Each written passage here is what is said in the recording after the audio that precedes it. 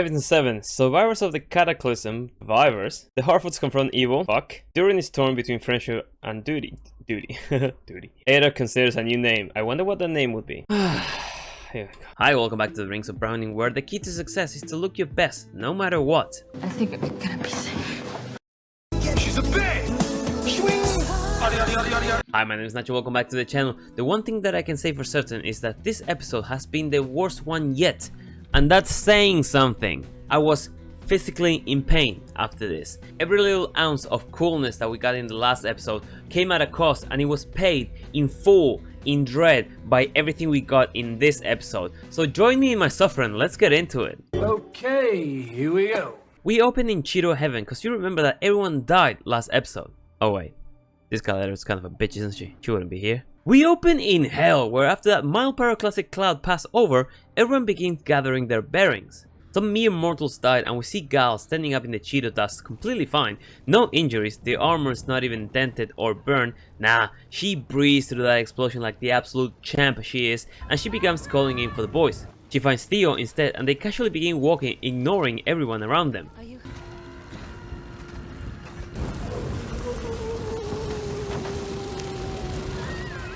Help that guy's in fucking fire. We cut to Isildur trying to get Jason Momoa out from under the house, and we found Ontamo next to him, clearly alive.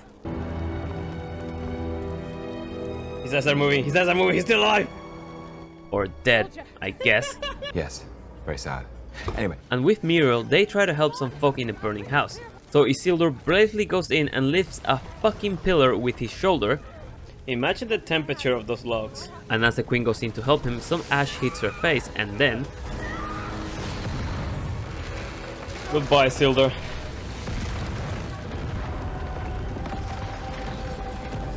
Goodbye. Time to rewrite the Lord of the Rings. Please stop singing. And we cut to the worst creatures ever to come out of the imagination of a talentless writer, the Harfoots, who finally made it to their destination, but there's a small problem. Oh shit! Get fucked. Karma is a bitch. I guess this does bring a smile to my face. Did the meteors just hit the tent? And as Lenny Henry explains something to Froda, I just can't help but notice how little by little that harsh Irish accent continues to fade. To wake again when a new evil is rising. Ha! And it just hits your tent. That is fucking unfortunate. You're gonna have to sleep on the outside now. Get absolutely fucked. Unfortunately, the tanks were to the side. I got a little bit excited there. But the meteors literally sniped the apple trees, making the fruits uneatable. How? I don't know. I'm not a botanist, but I'm gonna say bullshit. So like the selfish cons that they are, they decide to ask Froda, who they previously almost left behind, to ask for Gandalf's help in reviving the trees. No, fuck you, Bolsadok. Okay, god damn it. So Gandalf starts molesting the tree while whispering words in what I'm gonna assume is a made up tongue. Please correct me if I'm wrong.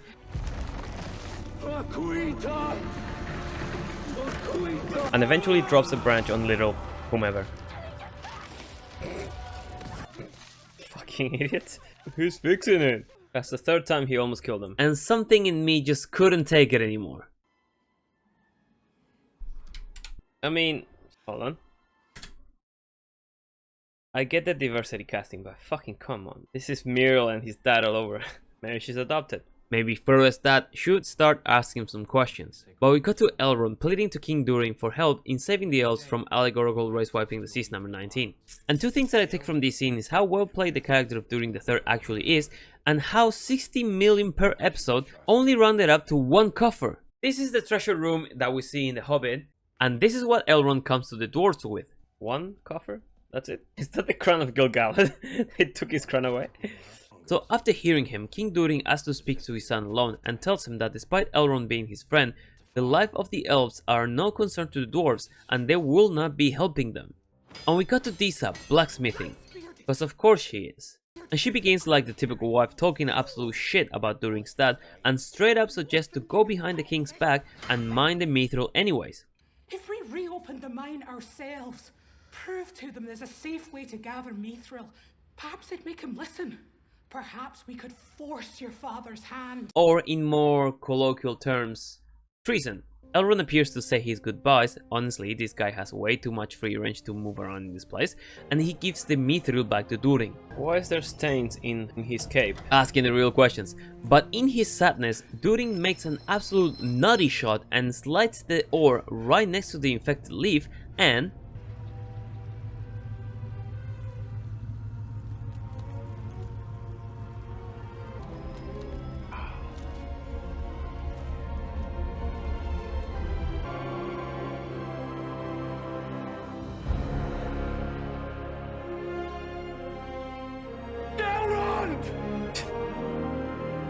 so why did that happen then, and now when Elrond was close to the tree? We cut to Gal and Theo, who are scouting over the enemy position, and Theo tries to be a brave boy. Steal down their throats. Tch. I'd be more scared of a rock with googly eyes glued to it than you bald-caught looking head as Theo. Sit the fuck down. Theo. So the remaining people that somehow are still alive start walking back to safety. Elendil rises to help the queen, who's looking a little bit worse for wear, and Jason Momoa, who has a very clear burn in the side of his neck, mumbles the bad news to him. Captain, you... Captain, where is he? They're dead, aren't they? Theo accidentally describes the actual plot of the episode, so they walk together to the camp, and Gal, for some dumb reason, tells Theo that he can be a soldier. Perhaps we can make one of you yet. Why do people insist of giving this guy swords? Back to the Númenóreans, who are looking very roughed up, and Mir accidentally reveals she's now blind.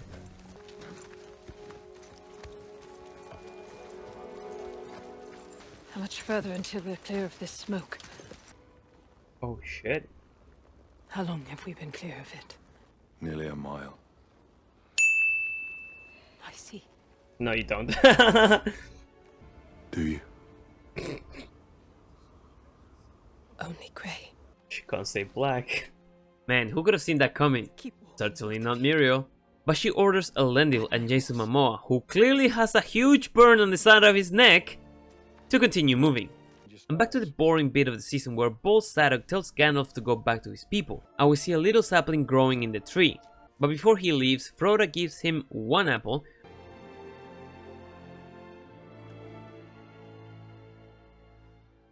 Man, they really dragged down a simple exchange of item. Well, they have to fill the episode somehow.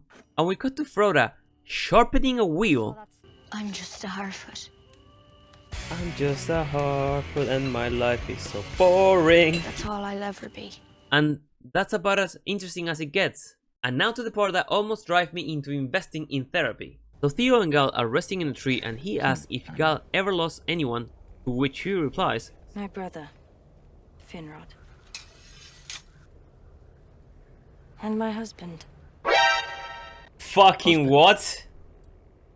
Celeborn was his name. Wow. We met in a glade of flowers. I never saw him again after that. I bet you didn't. But 3,000 years forward, you see him again. So he... So he meant... Oh, fuck my god, my head's about to explode! I honestly can't believe they had the fucking nerve. And you know what else? No. Oh, fuck you. Does this look fucking familiar?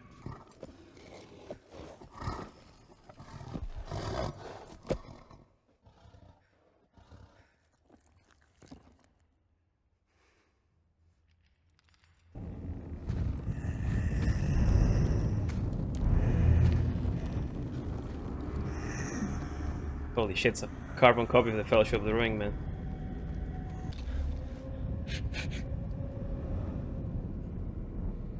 What is it? What do you smell? Elf, man flesh. Please say man flesh. Come on. You know you want to. Ashes, nothing but ashes. Come on, we're wasting time. The orc accidentally describing what everyone watching the show is doing. Back to Casa Doom. Man, I didn't really miss the constant location ping pong, where Elrond and Durin, who again took his wife's advice because every action in the show is triggered by a woman saying something to a man, are digging to get to the mithril vein, and we get another shot of what $60 million in CGI budget can do.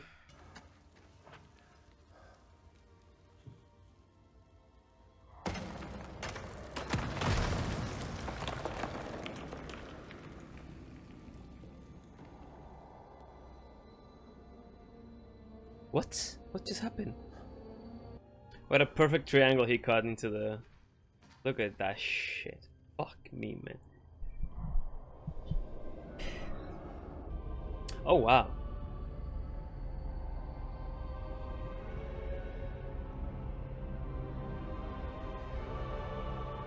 But before they can celebrate, the king pops up behind them, Elrond gets kicked out, and father and son have a very heated conversation that's actually very well acted, where Durin reinforced the fact that he wants to help Elrond and in turn gets stripped of his title.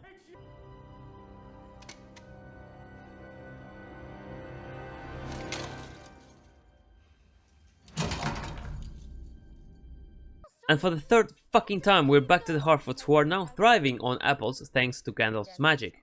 And still have enough left over to last a frozen fish. What the fuck is a frozen fish? No one actually cares. But they start filling out the caravans with fruit. Please stop singing. Thank you. Is it a dude? Is it a girl? Is the LGBTQ? So the gender fluid squad make their way to the tree that Gandalf fixed, and they start going after him. But Froda jumps out of hiding and tries to make them go the other way, and they teleport behind her. And while the dad actually stepped forward and faced them, the rest stayed behind a rock, and what happens next, for some reason, again, brings a smile to my face.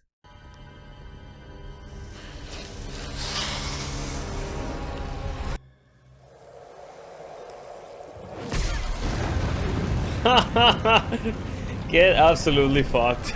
That's what you get. They're not very good at hiding now, aren't they?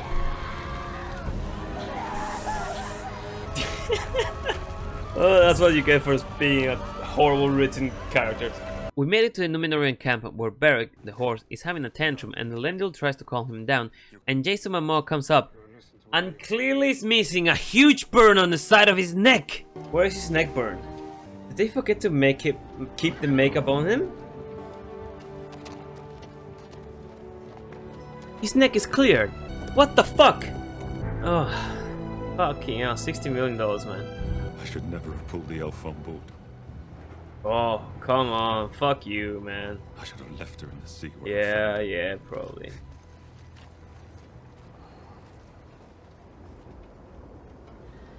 How can... Oh my god, how can you miss such a small detail? How... Oh, that's so annoying. Anyway, Elendil lets the horse go, and when I bet you $100 he's gonna come back in the next episode with Isildur on his back. Mark my fucking words. Gal and Theo make it to the camp, and without missing, he makes his way into the medical tent.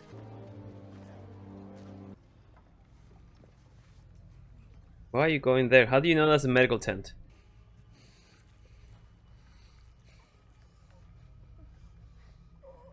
Damn, I don't think that guy's gonna make it. This is a family-friendly show, by the way.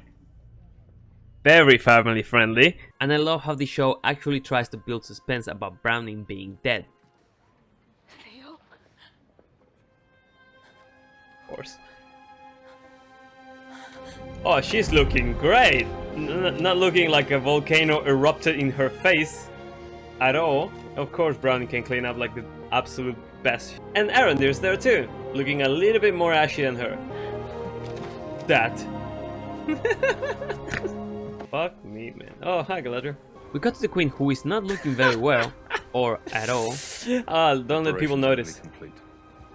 When Gal comes up, and Elendil suddenly is not such an elf friend, and Galadriel, well, she just goes on saying Galadriel things. Imagine she does that. No one kneels in Númenor. You are not in Númenor. Lol, get fucked. Neither of you are. A little bit of sympathy, Galadriel, maybe, perhaps? You can try?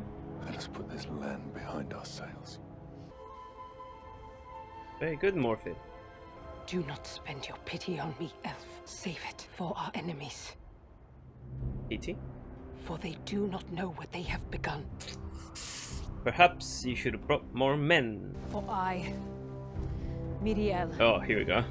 daughter of Ar Inziladun, vowed that Numenor will return.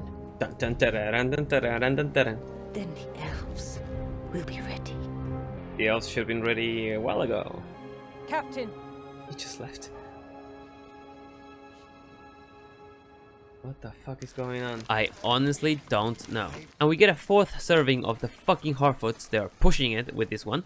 Where after losing everything, lol, Frodo's dad tries to be positive, saying everything will be fine. And the Harfoots, being the pieces of shit that they are, just openly shut him down with negativity. And we get the same dumb speech from the trailers that is honestly super cringe, but because I had to endure it twice, you'll have to endure it as well. We don't slay dragon. Not much for digging jewels, but there's one thing we can do. Better than any creature in all Middle-earth. We stay true to each other, no matter how the path winds. Or we face it with our hearts, even bigger than our feet. I actually think that was a fourth wall break. And we just keep walking.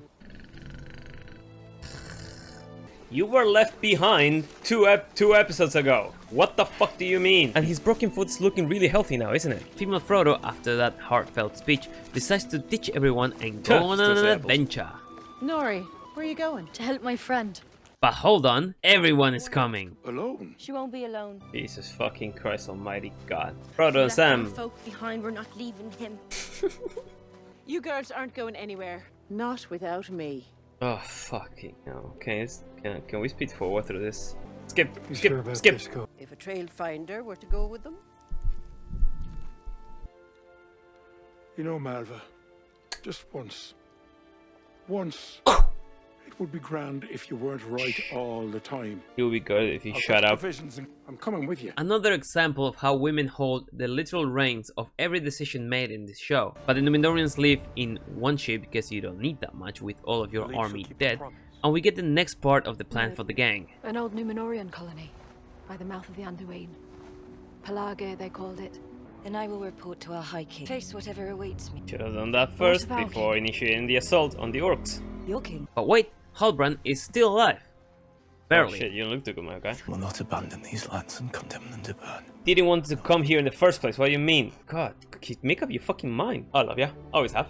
Wait, he can stand up? He looks fine. So the very injured Hal gets up and walks towards his horse. And we see him and Gal riding into the sunset. Peasants.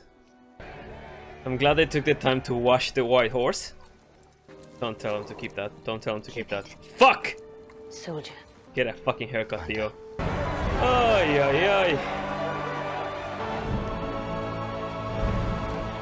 And the last part of the episode, we get a final interaction with Durin and Disa, where I can only say she whispers ill intent on Durin against his father, and I'm guessing in a way setting up the events that end up in the fall of Casa Doom by digging all the way down to Durin's Fane's lair. Because of course, a woman has to be behind that. Together we will rule this mountain and all others before our time is done. Shit. To you and me. Jesus, man, what together poisonous one tongue. day, we are going to dig. And then they found the Balrog. Huh. Lol. Seal it up.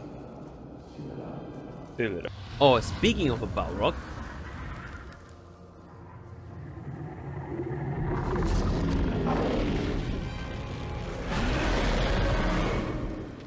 Durin's Bane! Oh wait, there's more. Fuck me, this shit never ends.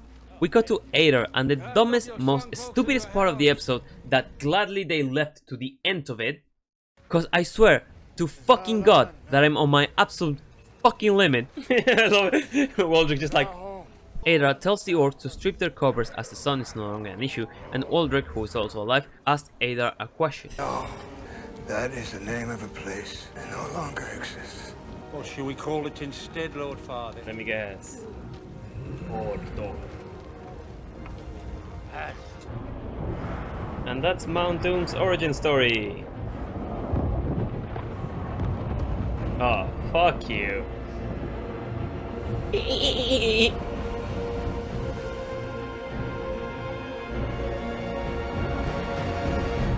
It would have been better if you would just turn and said Mordor.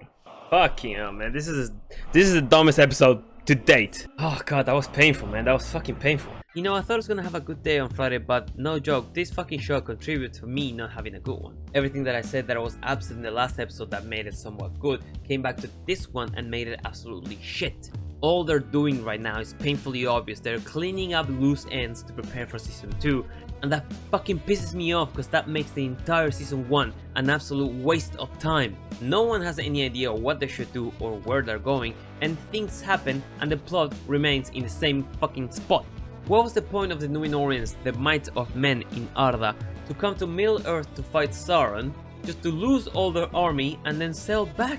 Now with more animosity towards elves? How is Elendil gonna gather the faithful now? He wants Galadriel's head on a pike. Isildur is dead, haha, not really, he's gonna come back in the last episode with fucking superpowers. But it's the little things that get me on this one. Jason Momoa's neck burn gone in a few scenes, the rip-off scene from the Fellowship of the Rings, Theo having way too much screen time, the fucking Harfoots just existing, Browning being an absolute babe after having a fucking volcano exploding on her fucking face. Thank you for watching so far into the video. If you did, leave us a like. Let me know in the comments below if you know something stronger than Soloth. I'm gonna need some for the next episode. And as always, I've been Nacho. Hope you enjoyed the video and I'll see you in the next one. Take care.